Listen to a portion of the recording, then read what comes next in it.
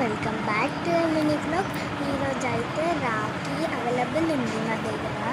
ఎవరికన్నా కావాలి అంటే డిఎం టు అవర్ నంబర్, నేను కింద నంబర్ ఇస్తా. ఫుల్ వీడియో కావాలంటే కామెంట్ చేయండి. ఇవన్నీ రాఖీస్ అంతే, చూసి ఎలా ఉన్నాయో చెప్పి మీకు కావాలంటే డిఎం చేయండి.